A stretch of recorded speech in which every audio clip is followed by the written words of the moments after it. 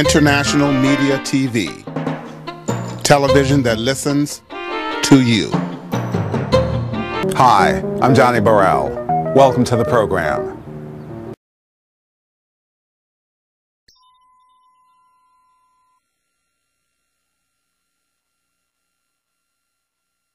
The maker of all of us, the creator of everything that we see, everything that we feel, everything that we smell, everything that we taste, touch. God, we thank you for this gathering. We thank you for the founders, for the visionaries, for the 100 Coalition of Black Women.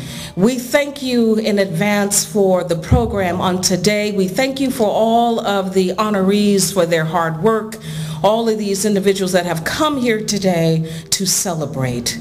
And for all that you have done for us, we say thank you, thank you, thank you.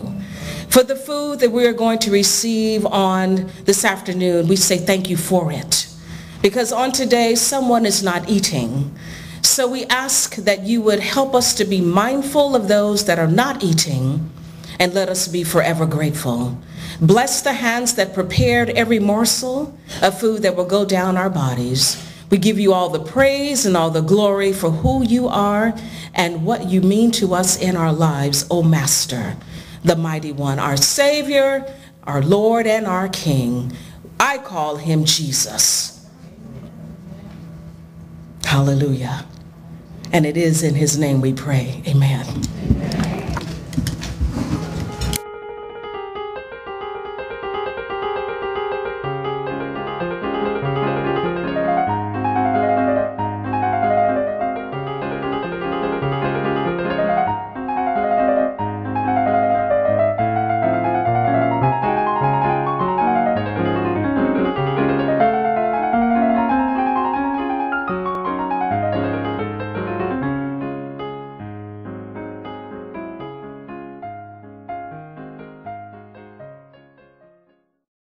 Are you proud of your mom?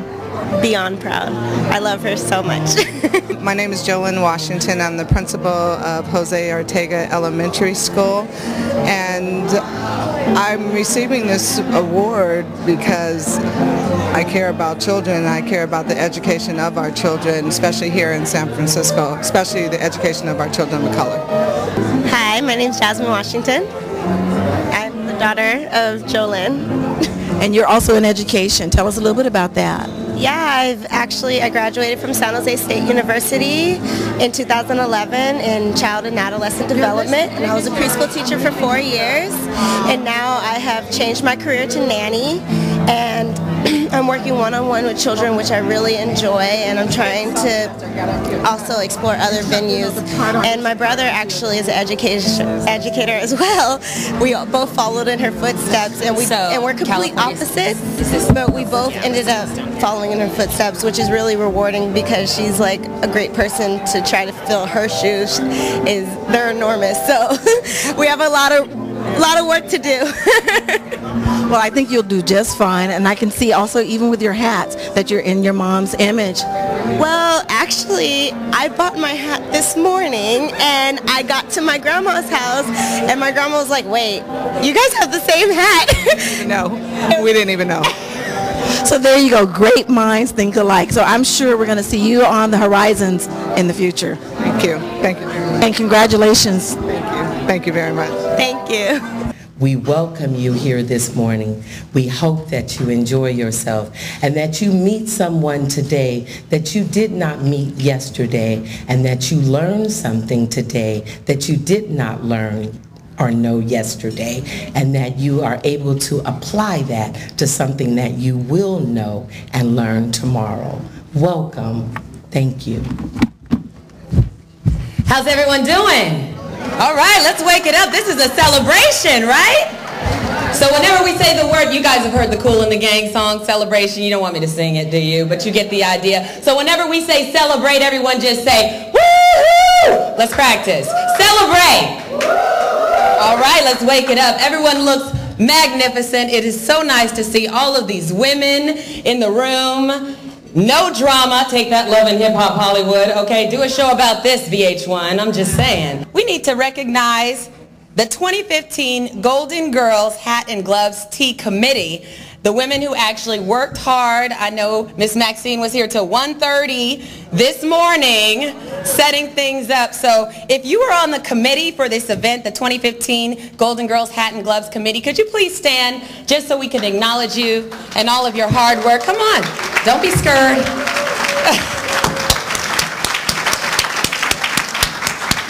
Thank you so much, and a special shout out to Ridwana Bentley, who is the chairperson of this event. We see you in the gold, girl. Actually, here's a lesser known place, especially maybe for the 100 Black Women or any group that would like to organize an afternoon tea, is right in the middle of Oakland, right at Lake Merritt. It's the Cameron Stanford House. Has anybody ever heard of the Cameron Stanford House? Great. It's a beautiful restored Victorian building that, in fact, in January opened up a wonderful exhibit on women of the E. Bell Society. In those days, I'm afraid, all white, but nevertheless, they were the first women's organization in our country during the Victorian era. Wonderful history display. You go there and you can enjoy an afternoon tea for any 10 people or above. Good afternoon, everyone. It's great to see you. Notice I've got my Irish green on. I'm just coming from the St. Patty's Day parade, but I did not want to miss an opportunity to join you for this auspicious occasion of the 10th annual Golden Girls Building the Generations Hats and Gloves Tea Party. I don't know that I've missed one. And it's not just because I like hats and gloves and tea parties, but there is something invigorating about being in a room full of accomplished, intelligent, passionate, and compassionate women. And I'm so proud to be here. Eileen Murphy-Reed, thank you for your visionary leadership. 10 years ago, it was our own Eileen who recognized that it was time to begin a new San Francisco chapter of the National Coalition of 100 Black Women. And what an extraordinary mission this group has for leadership development, community service, and economic empowerment of women and girls of African descent. Thank you, Eileen Murphy-Reed.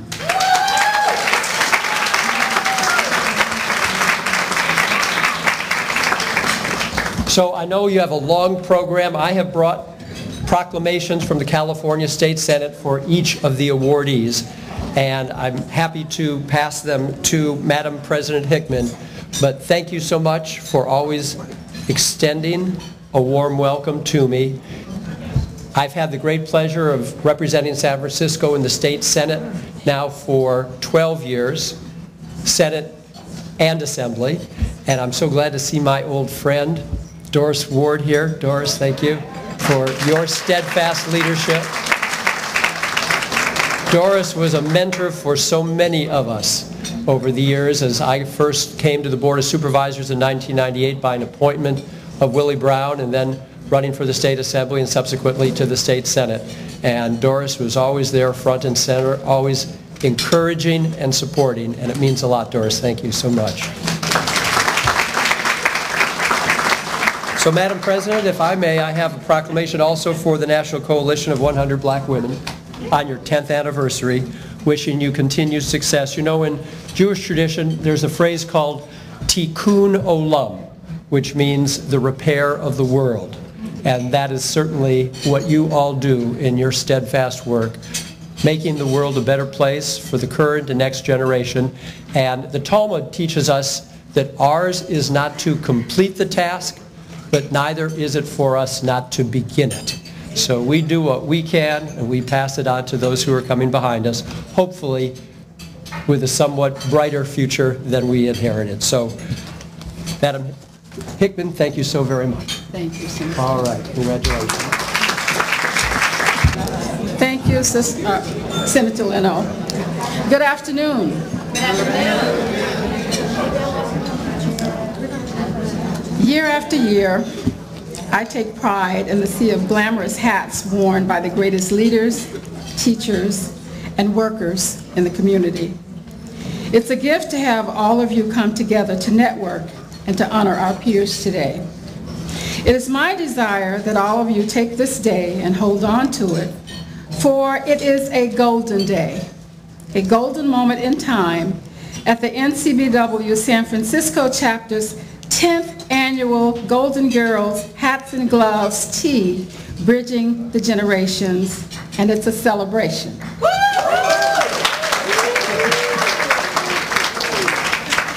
You are a reflection of one another. You are all elegant, strong, and powerful. I want every woman and guest to feel the phenomenal atmosphere surrounding you. Jill Scott said it best in her song, Golden. Live your life like it's golden. For it to become gold, you have to have weathered the storm, been exposed to the elements, pressured into something great, beautiful, and of great value. So never forget your value. The NCBW San Francisco chapter develops leaders destined to rebuild our communities and provide portals that uplift women through our network of corporate, private, and political sectors. We also strive to raise the socioeconomic status of African American women while guiding younger women toward a path to success through role modeling and mentoring. Through our various programs, we're on the front lines in our fight against breast cancer and HIV/AIDS education and awareness. We're also proponents of financial literacy programs, and through our Bridging the Generations job and employment training opportunity, we prepare women for employment and want to ensure that women manage and maintain their wealth. In order to continue to do our work, we need workers, and we invite you to join us. We've had several ladies who've expressed an interest in membership today, and for that we thank you. It is my hope that today you leave our event with a sense of pride and renewed energy to continue your great work in the community as great leaders, as an organizer, a volunteer, or even as a retiree enjoying leading your grandchildren in the way that they should go. Ladies and gentlemen, in this age of technology and innovation, or even closer to home, the outmigration of African Americans and the closing of many San Francisco African American businesses, remember to never give up. Keep the faith and put God first in all that you do. He is the only one who will never, ever leave you behind. Thank you for your attendance here this afternoon and for your continued support. Thank you very much.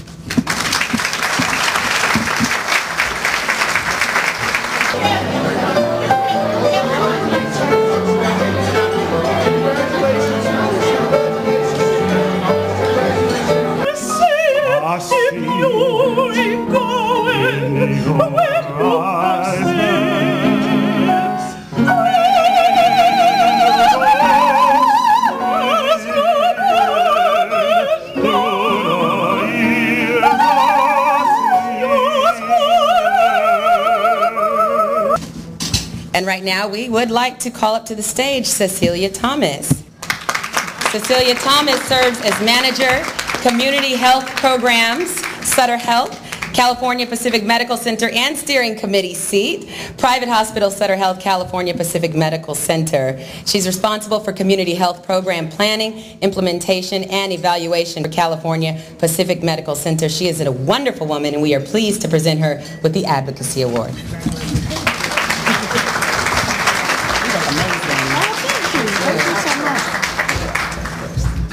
Good afternoon, and let me reiterate how outstanding you all look. I don't think we can hear that enough. When we wake up in the morning, it's a blessing. Amen? Amen. But when we can get dressed up in the middle of the day, I mean, wow. So give yourselves a hand. I want to thank God first, because God wakes me up in the morning and lets me do the work that I do. I love my job. I love going out to different communities within the city of San Francisco and impress upon women and men the importance of good health. The one message that I send to all of you is we have to be healthy. We have to advocate for ourselves and for each other to continue in good health. And I implore you all to not only pay attention to yourselves, but pay attention to the ones you love, even pay attention to the ones that you don't necessarily love. But what can I say? We're all children under God, amen? So we have to take care of ourselves. I want to thank Sutter Health CPMC for allowing me to go into communities in San Francisco and give women and men good information about breast health. What I do is advocate for women who have no insurance or men who have no insurance and offer free screening mammograms to them. To this point, I think Sutter Health CPMC and the National Coalition of 100 Black Women have been in partnership for 10 years. And that's an outstanding partnership and one that I hope to continue until I decide to retire, which could be next year, but maybe not. But thank you again. Thank you very much for this award, President Hickman. I enjoy the National Coalition. I'm going to put a shout out to them for women who really want to be involved in what's going on in their cities. I implore you to, as the kids would say, hook up with the National Coalition of 100 Black Women, because it is an important organization. It is one that we need to be a part of, if not in membership, at least in partnership. And I hope that that continues for many years. Thank you very much.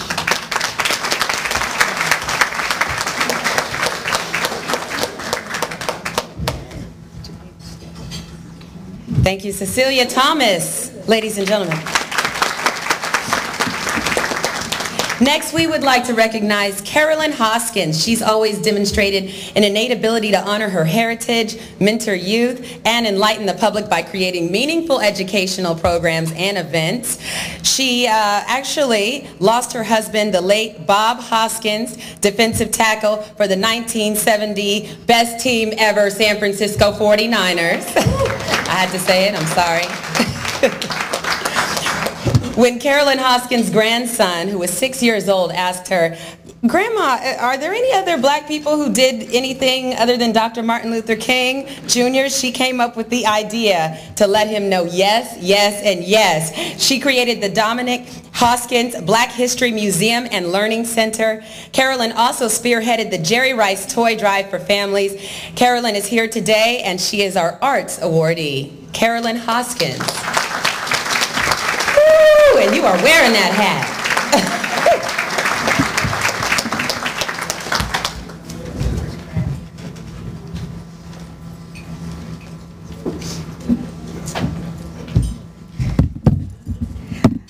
Giving thanks to God for all blessings, the Dominic Hoskins Black History Museum and Learning Center would like to thank you for this great honor. I am so proud of my grandson Dominic at the age of 6 when he asked to do a report, of course during the month of February, about a famous African American. So we had already did 2 reports on Dr. King. So he said to me, "Grammy, I am not doing another report on Dr. King because I know everything there is to know about him. Aren't there any other famous black people that did anything?" So I looked at him and I said, "Well, of course, Dominic, there are so many people, even people that Dr. King admired." So we started this project as just a little traveling museum. And last year we were able to get a building donated to us, which was 20,000 square feet. We used every bit of it, and we still had things in storage. Our history is so rich, and we're not taking advantage of it. My journey to find a permanent home for the museum has not been easy, but I am determined to make this dream happen. I get a lot of help during February, and then people forget about us. Well, I am here to say that I stand before you as a proud black woman who celebrates my history 12 months a year, 365 days. So I want to thank you for being a part of that history. As we were getting dressed this morning, my granddaughter Adia reminded me as she was brushing her hair, and she said, "Grammy, remember a black woman invented the hairbrush." So I also would like to thank my NFL alumni family. Last year, the NFL made history with having 10 black starting quarterbacks, which, as you remember, blacks, if they were a quarterback, they could play in college, but when they got to the pros, they were not smart enough. So today we are very thankful to have the San Francisco 49ers have an African-American quarterback. So I would like to thank my NFL family that has really supported me.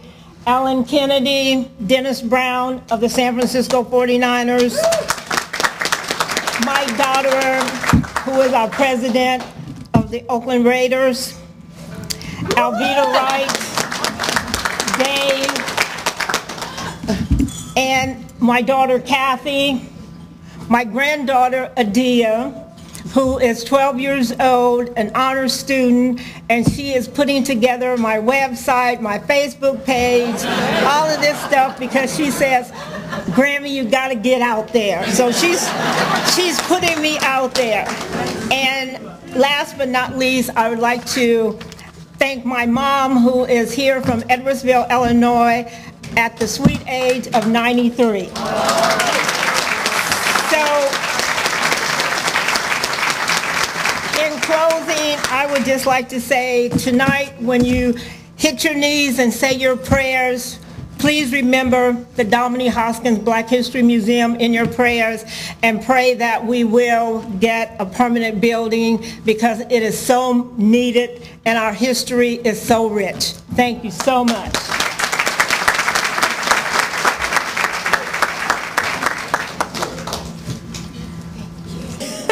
All right, Carolyn Hoskins, ladies and gentlemen, thank you so much for all the work that you do. Our next honoree, Gwendolyn Westbrook. She's a Bay Area girl, and she's also, oh, you know Gwendolyn, and she is also the CEO of the United Council of Human Services. Under Gwendolyn's administration, there has been a 98% success rate for improving their lives, getting people off the streets, and helping them deal with issues that have kept them from becoming successful and productive in our society. The United Council of Human Services has grown to feeding over 8,000 people a month.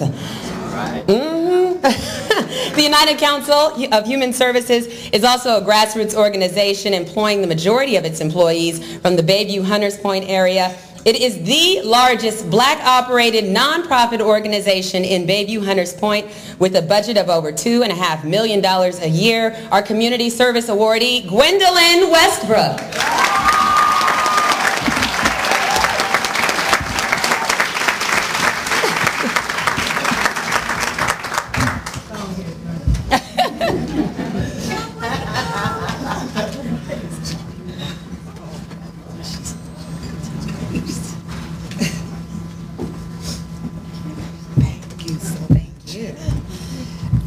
First, I want to give honor to God, and secondly to my staff. You know, and they're here today. They all came up with their little change to come and support me.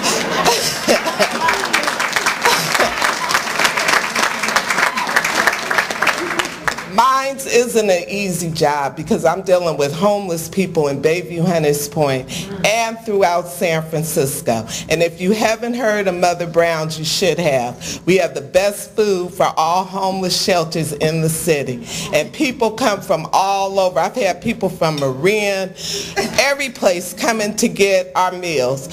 So I really want to thank my staff for that, because without them we wouldn't be as successful. People say that African Americans don't know how to work together, that we're lazy, we can't do this. I am the one person who can stand up here and honestly say how untrue that is. I don't have a problem with absenteeism. They come to work every single day. They're doing their jobs. When they take vacations, it's like, I'll stop by on my vacation to make sure my job is getting done right. We have a very skeleton crew for what we do, and it is hard. Funding is hard, everything is hard. But we have good partnerships with the YMCA as one of our best supporters.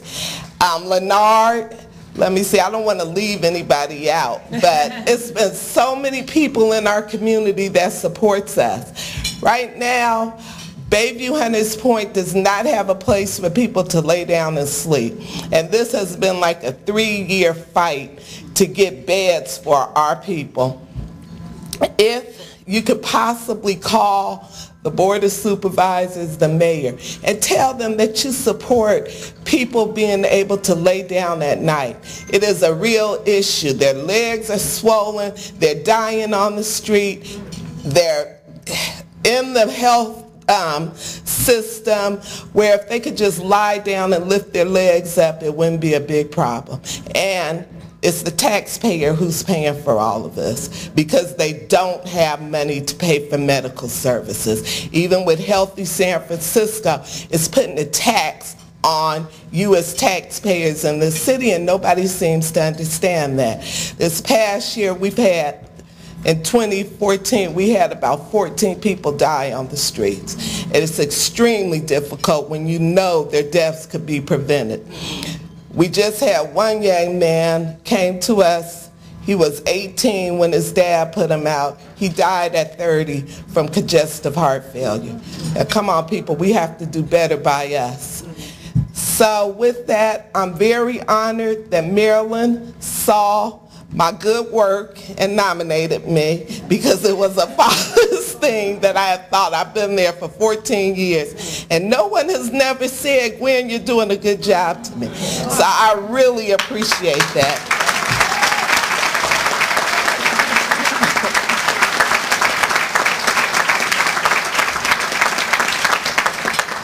We have a unique group out there. Mother Brown would be so proud of us. We started and a year before she passed, I talked to her every single day. She told me this is her vision and I know you could carry it on, and I have tried my best to keep my word to her. And I really appreciate this award. Thank you.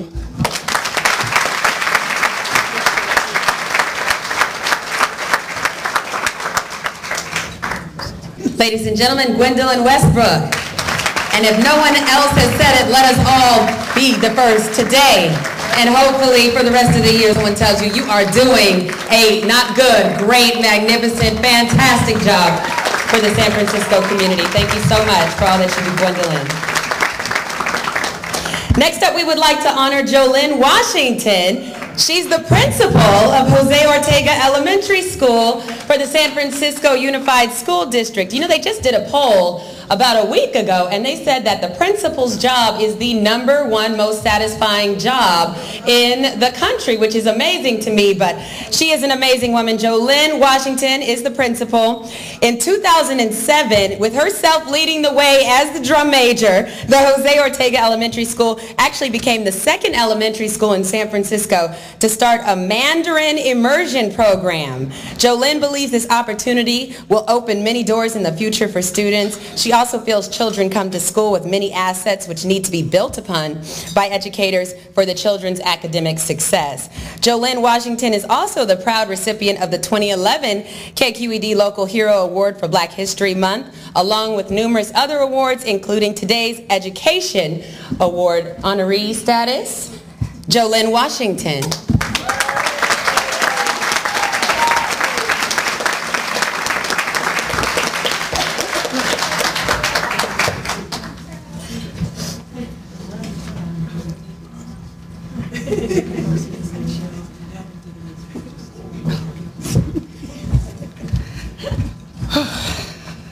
Good afternoon. I also want to give honor to God, because without God, I don't think I could do the work that I do every day. I want to thank the San Francisco chapter of the National Coalition of Black Women for this award. And I also want to thank several people from my family, my mom, my mother-in-law, my daughter Jasmine, Grace and Brianna, and the Wright family are here today. So thank you for coming today. I was going to write a speech today, but I'm an educator, so I'd like to tell you a story. Is that okay? Yeah. Okay, so I've been working for San Francisco Unified School District for 25 years, and of those 25 years, 21 years have been at Jose Ortega Elementary School. I've been the principal there for the past 9 years. 17 years ago, when I was a teacher, I was a first grade, second grade teacher, and I remember standing on the yard. And as I stood on the yard, I saw a little girl being pulled by a teacher across the yard, and she was hitting the teacher, and she was saying, "Let me go, let me go, I'm gonna tell my mama, let me go." And I asked the principal, I said, who is that child? And she was like, "That's Paloma." I was like, "Okay." And she goes, "Paloma's really something." I said, "Paloma's in kindergarten?" She said, "Yeah." I said, "Can I have Paloma next year?" And she was like, "Why would you want Paloma?" I said, "Why wouldn't I want Paloma?" And so when the fall came, Paloma came. And when Paloma came, Paloma was so happy. She came in school, she was smart, she was bright, she was excited, and for the first week she was wonderful. And then the honeymoon was over. Paloma would come to school some days, she'd be so angry I had to move the kids out of the way because she was a raging bull and she was very upset. There was a lot of stuff going on at Paloma's house. Her mother had substance abuse problems. It was an illness. She was raised by several family members, and often she would come to school and she would be like, "Miss Washington, my heart is hurting, it's hurting." And I'm like, "Why is your heart hurting?" Because my mama said she's going to come home last night and she didn't come home. And I would turn my head because I didn't want Paloma to see me cry. And so when we went into second grade, because I kept my kids for 2 years, one day Paloma didn't come to school, and then she didn't come to school again. And I started to worry what's going on, and I found out that Paloma's family had moved to Alameda, and Paloma was gone. But Paloma was never gone in my mind, and every year there would be in my mind, I would stop and say, "Gosh, I wonder what happened to Paloma." And so 15 years went by, and every year I would say, "I wonder what happened to Paloma." So when school began this year in August, I had my cell phone in my bedroom because the lights had went out in the neighborhood and I needed to be ready for the first day back to work. And I remember turning off the alarm on my phone, and I remember my husband coming upstairs. He was downstairs and he came upstairs, and I'm sitting on the side of the bed, and there are these tears just coming down my face. And my husband's like, "What is wrong?" And I said, "Paloma." And he's like, "What are you talking about?" Because he thought somebody had passed away. And I said, "Paloma." He said, "What are you talking about?" I said, "She sent me an email, and I want to read it to you." It says, "Dear Mrs. Washington, it is Paloma. I was in your first and second grade class many years ago. I had to email you to give you an update and just to thank you for being an amazing teacher and always pushing me to do great, even with my horrible behavior. I am currently a graduating senior at Prairie View A&M University near Houston, Texas. I will graduate in May with a degree in civil engineering, and I am doing outstanding. I have tackled many obstacles to get where I am today, and I did it with the help of God, my family, and great teachers and professors along the way, and you are one of them. The students at Jose Ortega are so very lucky to have you as their principal. Again, I want to give you an update and say thank you for everything. Paloma M. Woods, Prairie View A&M University, civil engineering student, president of the American Civil Engineers, 2014-2014.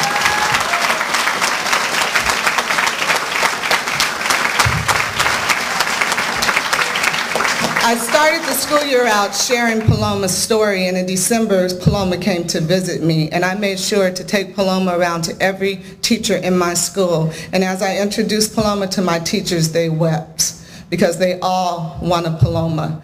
And you all can have a Paloma. Please don't give up on children. Thank you so much.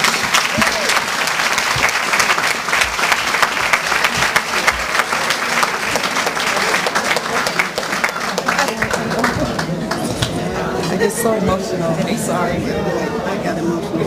Oh, I'm sorry. I didn't make people cry. No, that's okay. I work with kids. Thank you. Thank you so much. The next person we would like to recognize is Andrea Baker. She's provided, it's okay to clap, this is a party. We are celebrating these women. Andrea Baker has provided business attraction and development services for both profit and nonprofit mixed-use developments in the San Francisco Bay Area. She previously worked as a project manager for the Mayor's Office of Economic and Workforce Development and the former San Francisco Redevelopment Agency. Her experience stems from starting and managing her own business in the Bay Area, including Baker Foods, Lafette Catering, Made in California Shops and Gifts Baskets, among others. And she is also the director of Millbury Food Services at UCSF. President of Andrea Baker Consulting. Andrea Baker is our Entrepreneur Awardee. Andrea.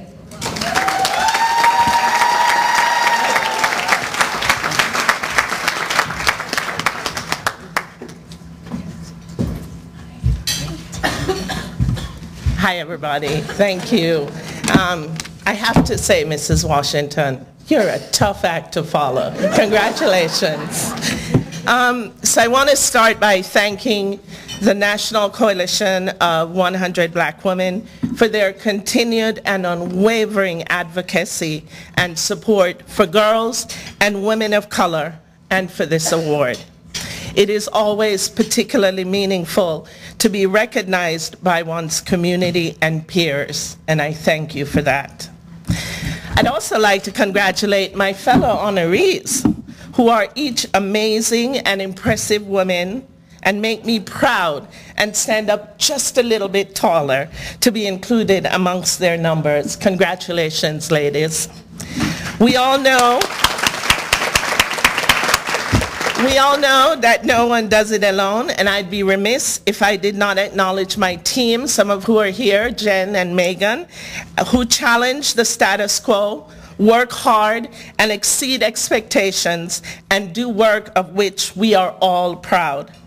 And to my family, including my family of friends who support, cajole, and encourage me always, never letting me forget that I'm not alone. You guys have my heart.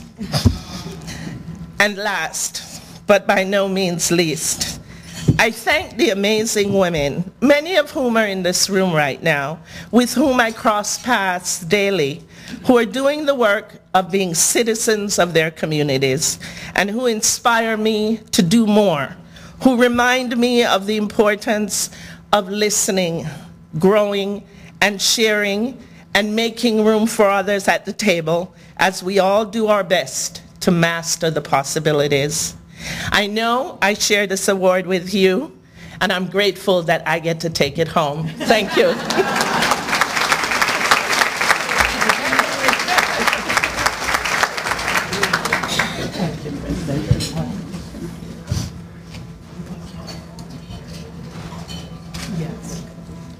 Thank you, Andrea Baker.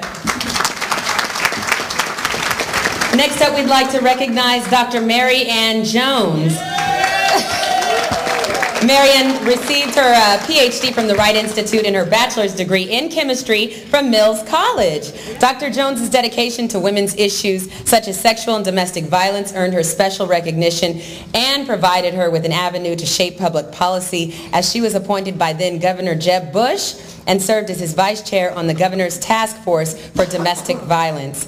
Mary Ann currently serves as the chief executive officer of West Side Community Services. She grew up in the Fillmore district of San Francisco and currently lives in the same community with her family.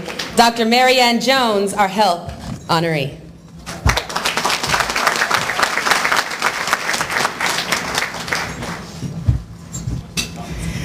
I am so grateful and so nervous. I'm just really, really overwhelmed by the feelings I have by being honored by such a wonderful organization that does so much in our community. So I am just, I don't even know what to say. The San Francisco chapter of 100 Black women is has really kind of taken the wind from me, along with my sisters that are sitting over there that for the last 15 minutes have been fighting over me taking one of their hats.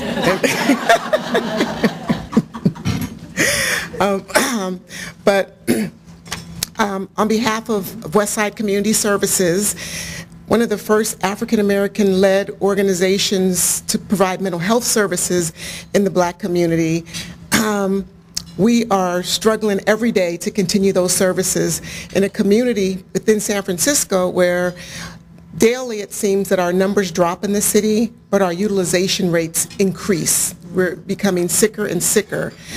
But more importantly, being with an organization like Westside allows us to define our own health issues. We recognize that the 10 leading causes of death in the African American community are stress-related. We also realize that we have been taught to seek flaws in our character to explain the behaviors of perpetrators that have done many wrongs against us. And so oftentimes when we're defending against using mental health services, it's because we've been taught that there's something wrong with you if you can't carry 3,000 pounds or you can't deal with another loss or the many things that we deal with in our community.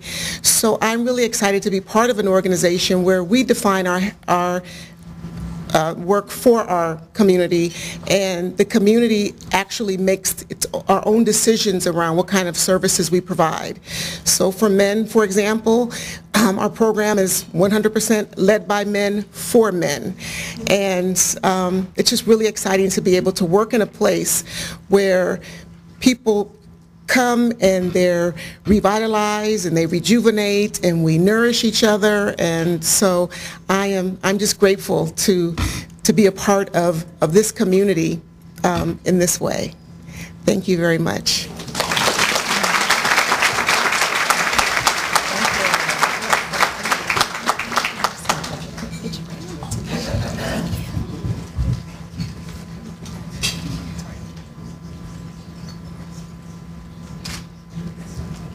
Dr. Mary Ann Jones.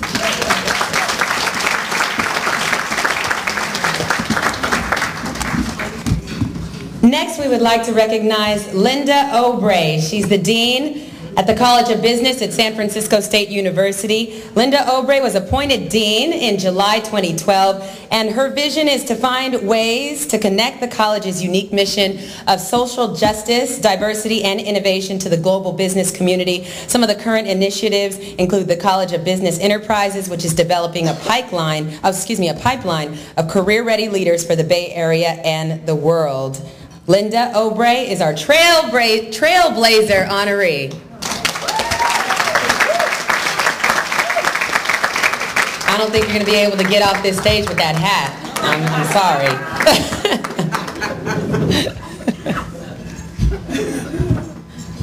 I'll take that. No. Thank you. My son's girlfriend, Simone, and my executive director picked it out for me. So I was teasing them. I would have left with a baseball cap from the store. So thank you very much. And thank you to National Coalition of 100 Black Women, San Francisco chapter. I am honored and humbled by your recognition. Thank you also to my husband, Nate, my son, Nate, and his girlfriend, Simone, and my San Francisco State family who are here with me today. There are only 3 African American women business school deans in the entire United States.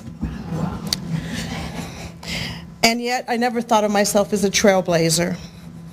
I've always been the type who just works hard and stays focused on what has to be done. I've learned to deal with the bumps, bruises, and knives in the back, from having to break down walls to do what is right. I've been thinking a lot about another word lately, resilience. I guess to be a trailblazer takes a lot of resilience. When I think of trailblazers and resilience, I think of my great-grandmother Cora, who at the age of 16 escaped her abusive husband in Louisiana and settled in Montgomery, Alabama. I think of my grandmother Jessie May taking the Greyhound with 2 little kids from Montgomery to Detroit to meet my grandfather, who was working on the line at General Motors. I think of my mother, Marilyn, a single mom with 5 kids, divorced, who ended up with an MBA degree and 5 Emmy Awards.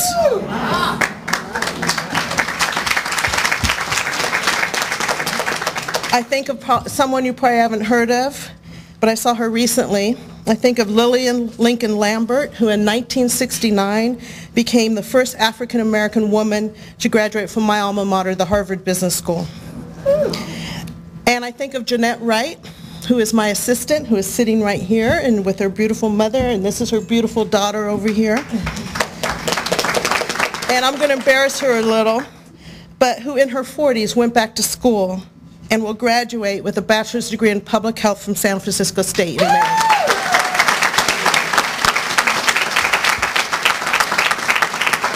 And I think of all of my African American and Latino women students who scream like groupies every time they run into me on campus, just because it means so much to them to have someone who looks like me as their dean. It takes a lot of resilience to be a trailblazer.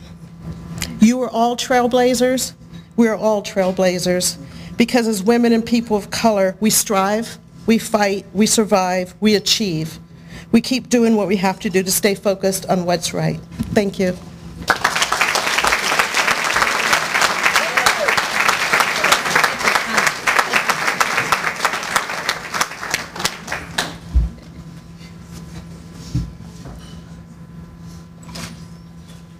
Thank you, Dean Linda O'Bray.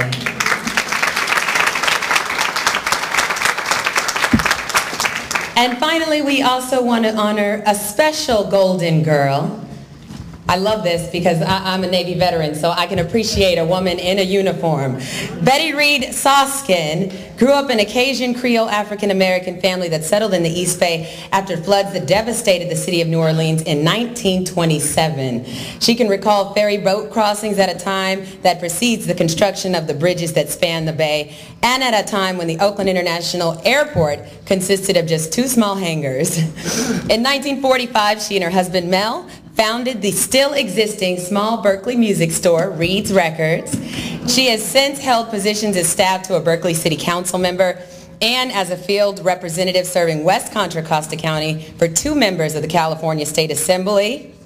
In 2005, she was named one of the nation's 10 outstanding women, builders of communities and dreams by the National Women's History Project in ceremonies in both Griffith Park in Los Angeles as well as in Washington, D.C. Ms. Reed Soskin is currently employed as a park ranger for the Rosie the Riveter World War II Homefront National Historical Park in Richmond, California. Assigned to civic engagement and community outreach, our special Golden Girl honoree park ranger, Betty Reed Soskin.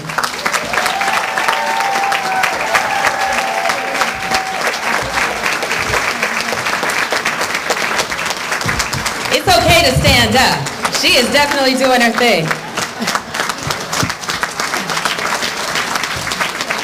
Thank you. Thank you very much.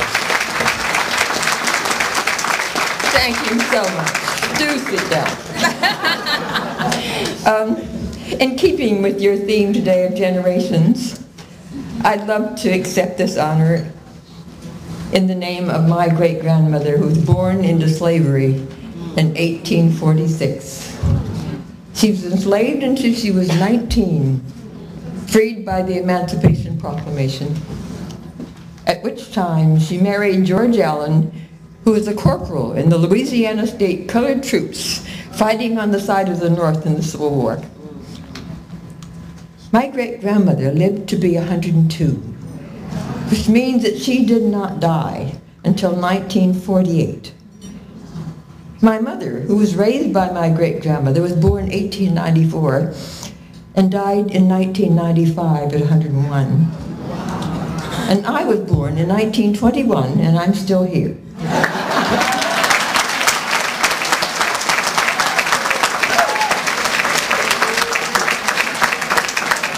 I celebrated my 93rd birthday in September.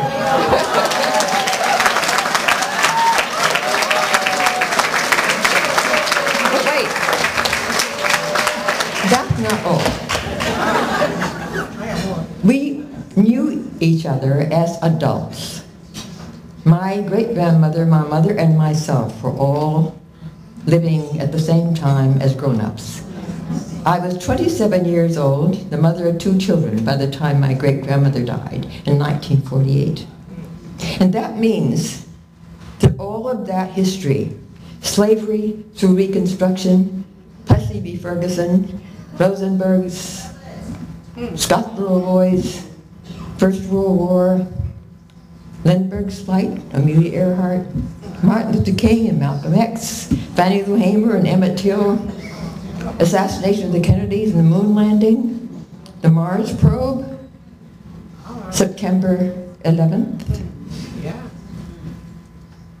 Occupy, I Can't Breathe, Black Lives Matter and All Lives Matter all happened within a lifetime of 3 women who were adults at the same time. And add to that the fact that the year 2009, on January 20th, as a seated guest on the Capitol Mall, I'm a witness to the inauguration of the first African-American president.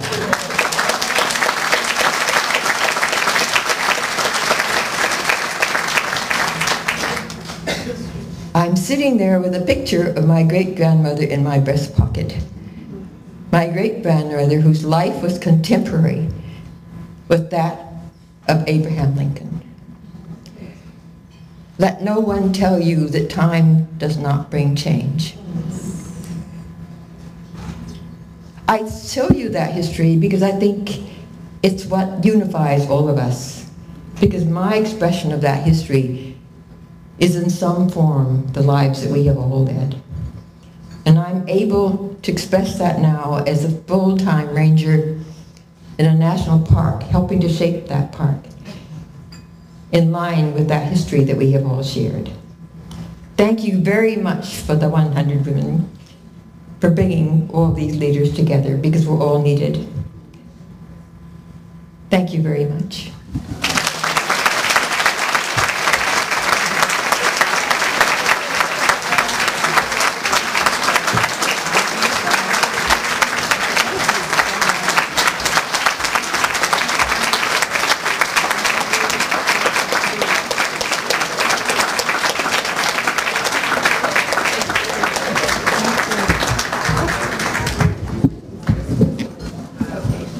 I told you there would be some amazing women in the building.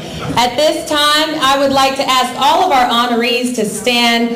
Carolyn Hoskins, Cecilia Thomas, Gwendolyn Westbrook, Jolynn Washington, Andrea Baker, Dr. Marianne Jones, Linda Obrey, and Betty Reed Soskin. If we could just give it up for these amazing women. We honor you, we celebrate you, we appreciate you, and we love you. Thank you, thank you, thank you for all that you do.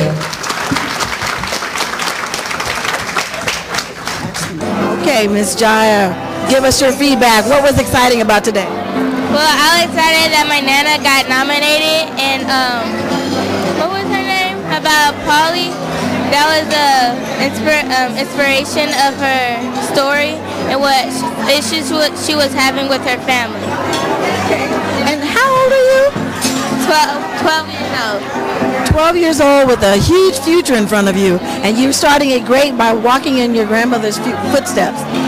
I'm glad you're here today, okay? Me too. We are here with 2 handsome NFL alumni.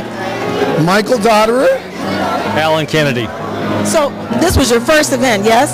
It was my first time here, and it was wonderful. Wonderful. What was so wonderful about it?